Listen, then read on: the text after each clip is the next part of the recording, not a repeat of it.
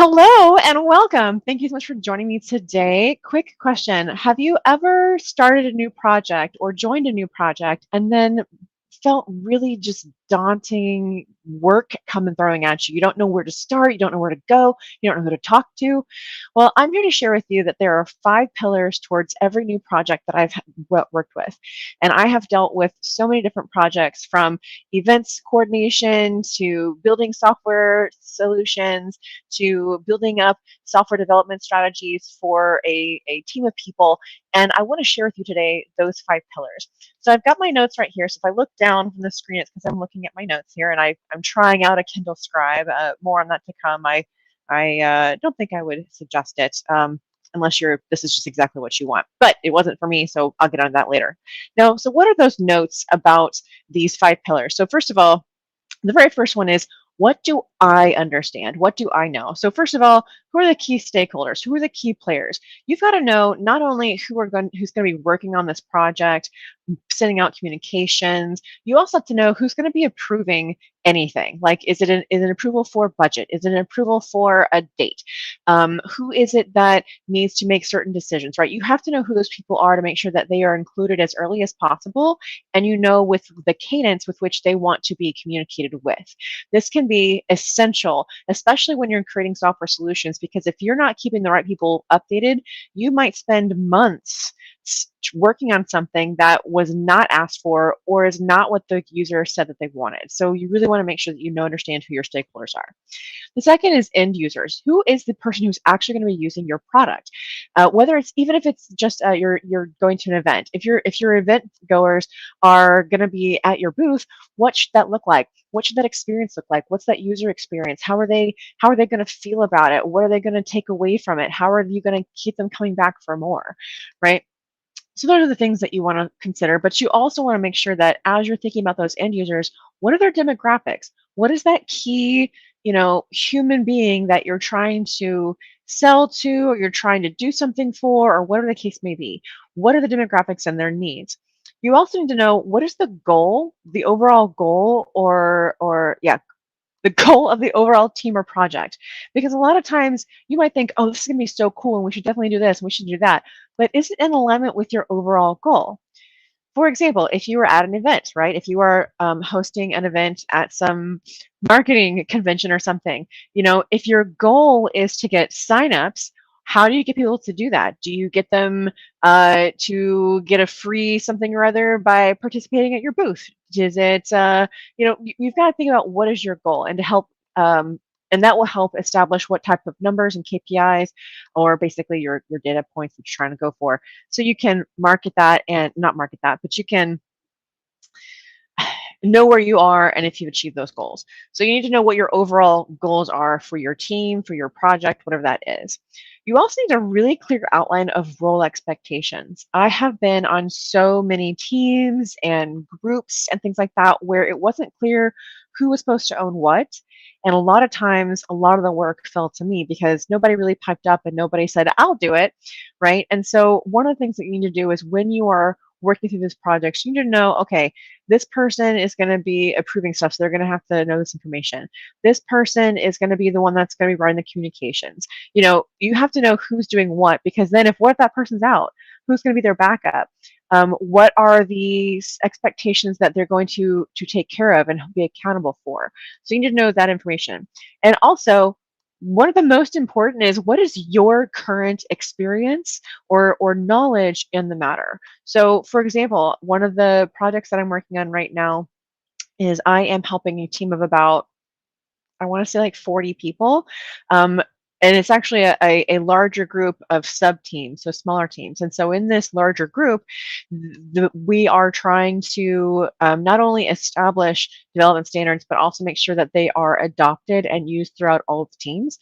And so that is a large undertaking. And so for me, I start with, what do I know about it? I know that we need people who are doing their own unit testing. We need people who know how to use GitHub in certain specific ways. We need to train people on XYZ, and what are best practices and all these things, because you are coming from a particular place in your life that the knowledge that you have can help to guide whatever project is that you're working on. So knowing what you know and how it relates to that project that you're working on is essential for that. So that's your first pillar. What do I know or understand? The second is where actually, you know what? How long has this been going on? I don't want to make this be a half hour. um, because I can absolutely do this later. So it's been about 5 minutes. So I will go with the second one today, and then I will finish up with the other pillars another day. So pillar number one was, what do I understand? Pillar number two is, where are we now? Right? You have to understand where you are now in order to get anywhere. Because if you, let's say that you are in Texas and you want to get to Italy, but you don't know you're in Texas. Maybe you think you're in Brazil for some reason. And if you try and chart where you are to get to Italy, you're not going to find it because none of the roadmaps will be the same. None of the milestones will be the same. You won't even be speaking the same language most likely. So you have to know where you are now in order to be able to get to where you want to go. So what are the things that you need to consider? Well, in most projects, you need to know, what are the current processes? What is the current documentation? Is there any documentation, or do you have to build templates and things like that? If you don't have a process, what should those processes look like? What is that step-by-step piece? What's the timeline, and how should that be accomplished?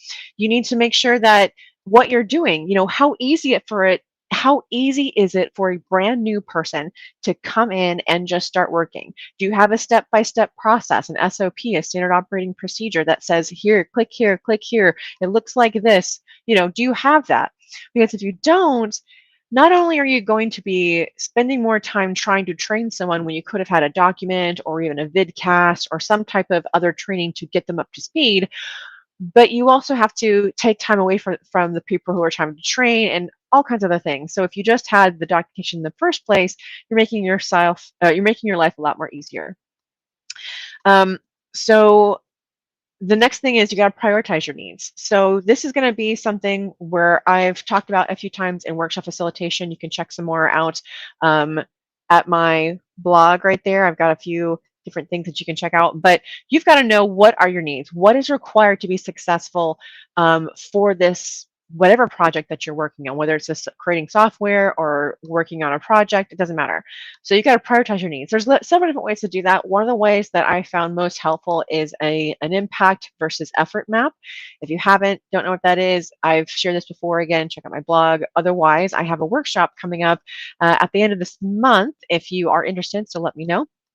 And then finally, workload. What is the workload of everybody? You may have all these grand ideas and all these things that could be so wonderful, but if you only have a few people and you only have a certain amount of time, you have to make sure that you are really, really specific about what you're doing, when it needs to get done, who's going to get it done, and what doesn't have to get done. Because if everybody feels like everything has to get done, you're going to get a lot of stress, a lot of stressed out people. You're going to get people doing overtime. You're going to get probably a lot of hurt feelings, right? And so you have to make sure that what you're planning for is feasible, makes sense, not just for the timeline of when you need to complete it, but also with your people, your human resources, because those are the people that are going to help make sure that it gets done. It's very difficult for large scale projects to get done by one person, especially if you're trying to do it in a limited amount of time. So second pillar, where are we now? First pillar, what do I understand? So those are the top first two pillars. I'm going to go ahead and stop here for today so this doesn't go on for super long. I will share the other three pillars in the next video that I share. But if you like what you saw, please definitely give this a thumbs up. Sprinkle it amongst your friends and family on other platforms that you feel would be relevant.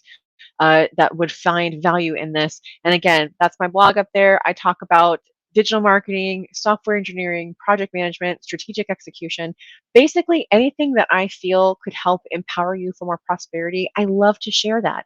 I love to be able to break down my knowledge into bite-sized pieces so that you can take that and take actionable steps towards creating that dream life that you have.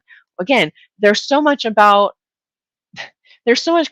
in all the things that we do that it's so interesting to me to see how that all works together. But regardless, like I said, I will share more about these pillars on their time. I hope you have a wonderful and prosperous rest of your day, and I will see you on the next one.